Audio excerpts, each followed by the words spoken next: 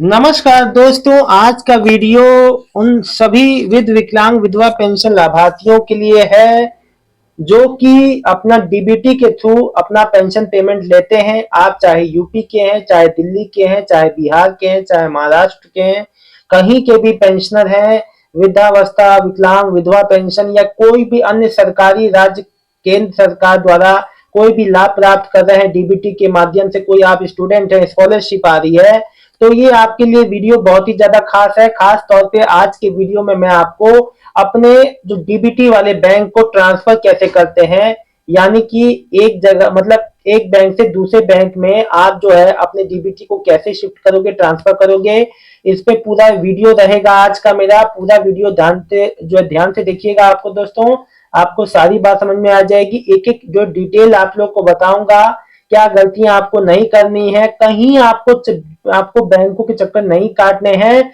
ये पूरी जानकारी बहुत ही ज्यादा महत्वपूर्ण है दोस्तों।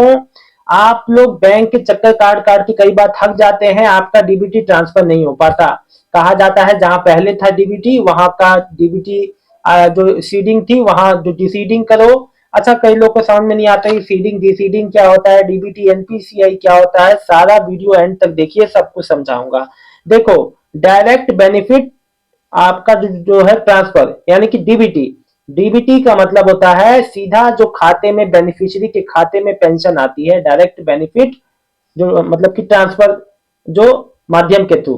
फिर होता है NPCI, national payment corporation of India. इसका काम है डीबीटी को सुचारू रूप से चालू रखना, यानी कि आपके बैंक खाते में सरकारी जो है वहां से आपके बैंक खाते में पेंशन सुचारू रूप से आते रहे। ये काम है एनपीसीआई का, national payment corporation of India का। दोस्तों, अब मैं आपको एक बार बता दूं, इसके बाद अब यहाँ पे जो है ये बात तो क्लियर हो गई। आपने एक और शब्दों को सुना होगा, सीडिंग डिसीडिंग। देखो, सीडिंग का मतलब होता है आपका बैंक में आपका आधार जो है जुड़ जाना। जहां सीडिंग आपने करा दी वहीं आपका डीबीटी ऑन होगा, बिना सीडिंग के डीबीटी ऑन नहीं होगा। दोस्तों, सीडिंग का मतलब होता है आधार बैंक में जुड़ जाना, डीसीडिंग का मतलब होता है आधार को उस बैंक से हटा देना। अब एक बात को सुनिए, एक बात मेरी, अब लोगों को क्या होता है ना, कई बार होता है कि मैंने मान लीजिए अपना पंजाब नेशनल बैंक में मेरी डीबीटी आ रही थी, मैं वो खाता बंद करना चाह रहा हूँ, मैं चाहता हूँ स्टेट बैंक में नया खाता है उसमें आए, और ये खाते में मैं कुछ और काम अपना करना चाहता हूँ। मुझे क्या करना है, बहुत आसान सा काम है दोस्तों। देखिए, सबसे पहले आपको कुछ नहीं करना, आपको आना है, अपना मोबाइल उठाना है, आपको वहां पे गूगल पे आके टाइप करना है एनपीसीआई। आप उसमें मोबाइल में या कंप्यूटर में आपको एनपीसीआई गूगल पे टाइप करना है, जो पहला ऑप्शन आए एनपीसीआई की वेबसाइट पे आ जाना है। एनपीसीआई की वेबसाइट पे जब आएंगे तो वहां पे एक ऑप्शन आएगा कस्टमर का, ऊपर जो चार पांच ऑप्शन में से एक जो ऑप्शन जो कस्टमर का होगा उस पर क्लिक करेंगे तो फिर आपको ऑप्शन आएगा बेस का, भारत आधार सीडिंग एनेबलर, पूरा लंबा लंबा लिखा होगा, उसके आगे लिखा होगा बेस, उस पर क्लिक करेंगे। फिर आपको आधार सीडिंग और डीसीडिंग का साइड में ऑप्शन मिलेगा, तीन चार लगभग जो चार पांच ऑप्शन मिलेंगे, वहां आधार सीडिंग डीसीडिंग का ऑप्शन होगा, उस पर क्लिक कर दीजिएगा। येलो येलो जो हल्का जो है, जो भगवा रंग में वो आता है, वहीं पे क्लिक करेंगे सीडिंग डिसीडिंग पे, तो उस पर क्लिक कर दीजिएगा। फिर एक वेब पेज पूरा खुल जाएगा, उसमें आपका enter your Aadhaar, Aadhaar number डालो, सीडिंग डिसीडिंग करना है, select your bank account number, confirm your account, submitting captcha code, ये सारी डिटेल। अब देखो, सीडिंग जो नया सीडिंग कर रहे हैं उनको सीडिंग सिलेक्ट करना है। आप एक बैंक से दूसरे बैंक में कर सकते हो। अगर आप जो पहली बार अपना नया जो डीबीटी ऑन कर रहे हो वो, उसके लिए आप जो है सीडिंग में फ्रेश सीडिंग को सिलेक्ट करेंगे। सीडिंग के अंदर फ्रेश जो सीडिंग वाले का ऑप्शन को सिलेक्ट करेंगे। Movement of bank, movement same with in the other account.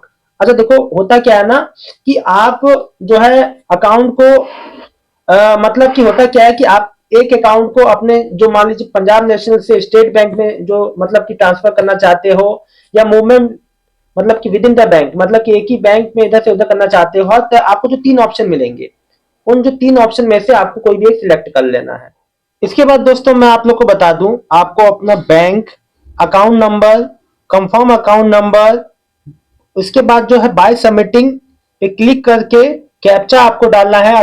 और जैसे ही कैप्चा डाल के आप जो सबमिट पे क्लिक करेंगे, एक ऑप्शन आएगा उस पे आपको उस अपने जो आधार रजिस्टर्ड मोबाइल नंबर पे एक ओटीपी आएगा, आपको उसको डालना है। इसीलिए कहता हूं आधार में नंबर, अगर आपका फोन नंबर ऐड है मोबाइल नंबर और उस पे नंबर एक्टिव है, आप अपने घर बैठे 100 काम कर सकते हो, कोई चक्कर की आपको लगाने की जरूरत नहीं पड़ती। यही फायदा होता है, आधार में नंबर मोबाइल नंबर जुड़ा हो, एक्टिव रखा करो, 100 काम हो जाएंगे। तो दोस्तों अब आपको ओटीपी इसमें डाल के सबमिट पे जैसे क्लिक करोगे 15-20 मिनट 30 सेकेंड, दोस्तों आप विश्वास नहीं करोगे 45 सेकंड के अंदर आप नई सीडिंग सीडिंग को ट्रांसफर, इसी तरीके से आप हर चीज कर सकते हो, अपने बैंक में सीडिंग को हटा सकते हो, कुछ भी कर सकते हो, 1 मिनट भी नहीं लगता दोस्तों। मैंने खुद अपने वाइफ का किया था, तो मैं आपको बता दूं 1 मिनट से 1 मिनट भी नहीं लगता, 45 सेकंड में हो गया था, सोचिए।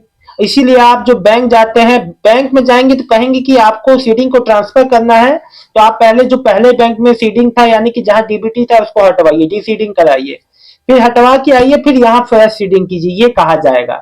लेकिन एज पर द रूल ये है आरबीआई का कि देखिए वहां तो देखिए यही कहा जाता है कि जो लास्ट बैंक में आपका सीडिंग हुआ है वही आपका डीबीटी लिंक होगा, लेकिन ऐसा होता नहीं है अधिकतर। जहां एक बार लिंक हो जाता है, जब तक आप उसको डिफीट नहीं कराते तो वैसा नहीं होता है। कहा नियम कुछ और है, लेकिन वहां पे बी प्रैक्टिकल ऐसा ही होता है, मेरे साथ हो चुका है दोस्तों। तो मैं आप लोग को एक बार बता दूं, कोई भी समस्या आती है तो आप लोग मुझसे पूछिए, आप लोग खुद करके देखिए। कोई भी अगर नहीं कर पा रहे हैं या कोई टेक्नीशियन, अब देखो कभी कभी क्या होता है ना, रात को एकदम ज्यादा रात में कभी कभी क्या होता है, साइट मेंटेनेंस पे होती है, जिस वजह से कभी कभी कोई बात मान लीजिए कि ओटीपी नहीं आ पा रहा है या कोई दिक्कत, तो थोड़े समय बाद जो ट्राई कर लीजिएगा। वेबसाइट कभी कभी मेंटेनेंस पे रहती है। दोस्तों ये जानकारी अच्छी लगी है तो वीडियो को लाइक करके चैनल को सब्सक्राइब कर लीजिएगा। और ये अचूक तरीका है बिल्कुल अपनी नई डीबीटी को ऑन करने का, डीबीटी को ट्रांसफर करने का with in the bank, with outside the bank, कोई दूसरे बैंक में, पीएनबी से स्टेट बैंक में कर लो, स्टेट बैंक से बड़ौदा में कर लो, किसी में भी कर लो।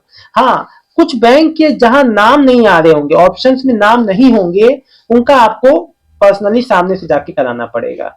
अभी मैं आपको बता दूं, जब मैंने अपनी वाइफ का किया था, मेरी वाइफ का भी आता है दिव्यांग पेंशन, तो उसका जब मैंने किया था तब उसमें क्या हुआ था कि उसका उस समय स्टेट बैंक उस समय नहीं आ रहा था, मतलब ऑप्शंस में स्टेट बैंक नहीं था, अब आने लगा है। तो वैसे ही जो बैंक नहीं जुड़े हैं वो जुड़ जाएंगे।